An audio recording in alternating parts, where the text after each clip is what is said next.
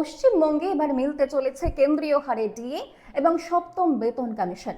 নতুন সরকার গঠনের আগেই বড় খবর রাজ্য সরকারি কর্মী, শিক্ষক শিক্ষিকা, পঞ্চায়েত কর্মী, পুলিশ কর্মীদের জন্য। সেই সাথে বিআরপি সিভিক ভলেন্টিয়ারদের স্থায়ীকরণ নিয়েও বিরাট প্রতিশ্রুতি শুভেন্দু অধিকারী। বিস্তারিত জানতে পুরো ভিডিওটি দেখুন। নমস্কার, আমি মৌমিতা, আপনারা দেখছেন বেঙ্গলি মিরর্স ইউটিউব চ্যানেল। এবারের ভোটের সংকল্পপত্রে বিজেপি রাজ্য সরকারি কর্মীদের বেতন বৃদ্ধির ইস্যুও উল্লেখ করেছিল। সেই সাথে প্রধানমন্ত্রী থেকে স্বরাষ্ট্রমন্ত্রী, শুভেন্দু অধিকারী থেকে শ্রমিক ভট্টাচার্য সকলেই একাধিকবার রাজ্য সরকারি কর্মীদের বেতন বঞ্চনা, বকেয়া ডিএ, পে কমিশন নিয়ে সরব হয়েছেন। এবার পোস্টাল ব্যালটেও দু হাত ভরে বিজেপিকে সমর্থন করেছেন সরকারি কর্মীরা। তাই এবারে নতুন সরকারের প্রতিশ্রুতি রক্ষার পালা। বিজেপির ঘোষণা অনুযায়ী সরকার গঠনের মাত্র ৪৫ দিনের মধ্যে রাজ্য সরকারি কর্মীদের বেতন বঞ্চনা দূর হবে। রাজ্য সরকারি কর্মীরা সপ্তম বেতন কমিশন এবং কেন্দ্রীয় হারে ডিএ পাবেন। এবার সেটা কবে থেকে পাবেন সেই প্রশ্ন সমস্ত সরকারি কর্মচারীদের মধ্যে।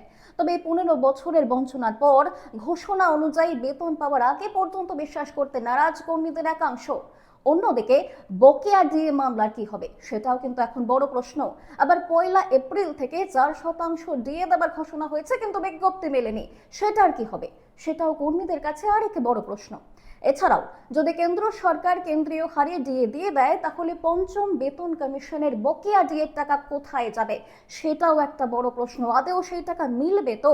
তবে ৪% ডিএর ঘোষণা অন্তর্বর্তীকালীন বাজেটে বলা হয়েছিল। তবে নতুন সরকার সেই বাজেট গ্রহণ করতেও পারে, আবার নতুন বাজেটও করতে পারে। তাই বিজ্ঞপ্তি যেহেতু প্রকাশিত হয়নি, তাই এই ডিএ মিলবে কিনা সেটাও দেখার বিষয়। তবে বিজেপির প্রতিশ্রুতি মতো কেন্দ্রীয় হারে ডিএ পেলে ওই ৪%-এর চেয়ে অনেক বেশি মিলবে, সেই হিসেবও সকলের জানা। তবে নতুন সরকার এই নিয়ে কি ভাববে সেটাই এখন দেখার বিষয়। তবে ভোটে জেতার পর শুভেন্দু অধিকারী ভিআরপিদের উদ্দেশ্যে বলেছেন, নতুন সরকার সমস্ত স্থায়ী কর্মী নিয়োগ করবে। এবার এটাই দেখার পশ্চিমবঙ্গের ভিআরপি সিভিক ভলেন্টিয়ারদের মতো চুক্তিভিত্তিক কর্মীদের নিয়োগে সিদ্ধান্ত নেয় বিজেপি সরকার। সেই দিকে কিন্তু মুখিয়ে গোটা রাজ্যবাসী।